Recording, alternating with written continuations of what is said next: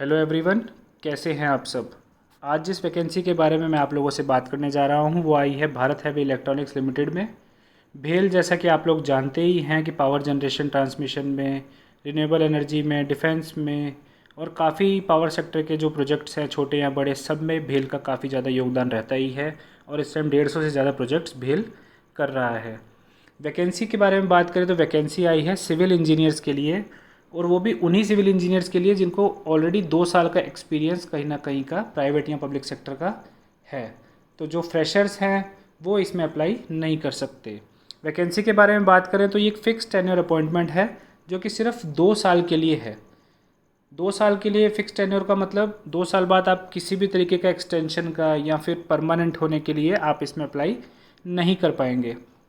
तो चलिए वैकेंसी के बारे में जान लेते हैं। इंजीनियर्स के लिए टोटल आई हैं 7 सीटें और सुपरवाइज़र के लिए आई हैं 15 सीटें। इस तरीके से टोटल 22 सीटें इस वैकेंसी में आई हैं। एजुकेशन क्वालिफिकेशन की बात की जाए तो मिनिमम रिक्वायरमेंट इंजीनियर्स के लिए है बीटेक सिविल में। इसके अलावा अगर आपके पास मास्टर डिग्री या और इसके आगे फर्दर डिग्रीज़ हैं तो वो आपको कहीं ना कहीं बेनिफिट प्रोवाइड कर सकती हैं। मिनिमम 2 इयर्स का जो क्वालिफिकेशन एक्सपीरियंस चाहिए वो आपको होना चाहिए structure, steel fabrication and erection work में, पाइलिंग वर्क में, आरसीसी चिमनी इंफ्रास्ट्रक्चर इंडस्ट्रीज़ में, प्लांट, स्टील प्लांट में, सीमेंट प्लांट में। तो जो भी मेरे भाई लोग सिविल इंजीनियर हैं वो ऑलरेडी जानते हैं कि सिविल वालों का वर्क इन्हीं इंडस्ट्रीज़ में रहता है। कैपेबिलिटीज़ की बात की जाए तो आपको एमएस ऑफिस आना चाहिए, ऑटोकैड आना चाहिए, एमएस प्रोजेक्ट आना चाहिए, प्रॉब्लम सॉल्विंग आप होने चाहिए, टाइम रिसोर्स मैनेजमेंट आपको आना चाहिए एंड एक्सेट्रा। पावर सेक्टर में जो हैं उनको ये प्रेफरेंस दिया जाएगा। बात करें अपर एज लिमिट में रिलैक्सेशन की तो 3 इयर्स का रिलैक्सेशन दिया गया है ओबीसी को, जो कि नॉन क्रीमी लेयर में आते हैं, और 5 साल का है एससी एंड एसटी कैंडिडेट्स को। ओबीसी की बात की जाए तो खाली नॉन क्रीमी लेयर्स वालों का है। जो क्रीमी लेयर में आते हैं उन्हें जनरल से ही यानी यूआर से ही ये इंटरव्यू फाइट करना होगा। ऐसे ही एक्स सर्विसमैन को भी रिलैक्सेशन है। 5 इयर्स का कैंडिडेट्स को उनको रिलैक्सेशन दिया गया है जो जम्मू और कश्मीर से बिलोंग करते हैं। अप टू 2 इयर्स का आपको एक्सपीरियंस मिनिमम जो रिक्वायर्ड है वो आपको इंटरव्यू के टाइम पे शो करना होगा। बात की जाए पोस्ट की तो टोटल 7 पोस्ट है इंजीनियर्स की, जिसमें जनरल की बात की जाए तो 5 हैं, 1 सीट एससी के लिए रिजर्व्ड है और 1 सीट ओबीसी के लिए रिजर्व्ड है। ऐसे ही बात की जाए सुपरवाइज़र की तो टोटल 15 सीट्स हैं, जिसमें 8 सीटें अनरिजर्व यानी कि जनरल के लिए, 2 एससी के लिए, 1 एसटी के लिए, प्लस 3 सीटें ओबीसी के लिए और 1 सीट यहाँ पे इकोनॉमिकली वीकर सेक्शन के लिए भी रिजर्व रखी गई है। तो टोटल 7 और 15 ऐसे सीटें हैं इसमें। अब इसमें मेंशन किया गया है कि vacancy reserve for OBC category is only meant for candidates who are under non creamy layer. तो ये आप अपने अकॉर्डिंग पढ़ लीजिएगा। बात की जाए इसमें आपको सैलरी क्या मिलेगी तो सैलरी जो इंजीनियर्स की है वो है 71,040 रुपये, यानी कि 71,000 रुपीज़ पर मंथ आपको सैलरी मिलेगी। बात की जाए सुपरवाइज़र की तो उनको 39,670 रुपीज़ सैलरी मिलेगी। इसके एडिशन में आपके फैमिली या आपके डिपेंडेंट्स जो भी आपकी स्पाउस है या पेरेंट्स हैं उनको 2 लाख का इंश्योरेंस जो मेडिकल पॉलिसी है उसमें आपको कवर किया जाएगा। सिलेक्शन प्रोसेस की बात की जाए तो 1:10 में इंटरव्यू के लिए कॉल किया जाएगा कैंडिडेट्स को, यानी कि जैसे कि 7 सीटें हैं इंजीनियर्स की तो 70 लोगों को कॉल किया जाएगा।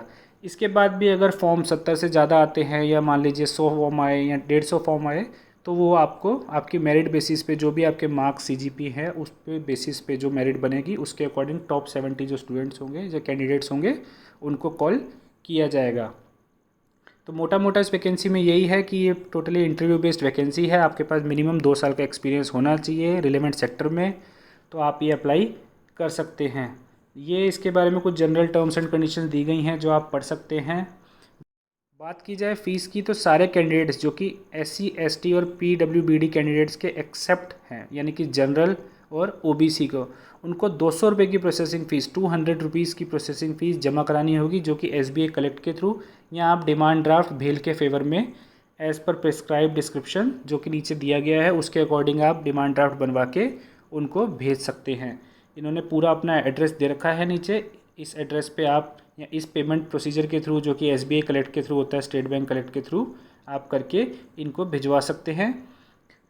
और भी जो थोड़े बहुत इंस्ट्रक्शंस हैं ये आप पढ़ सकते हैं।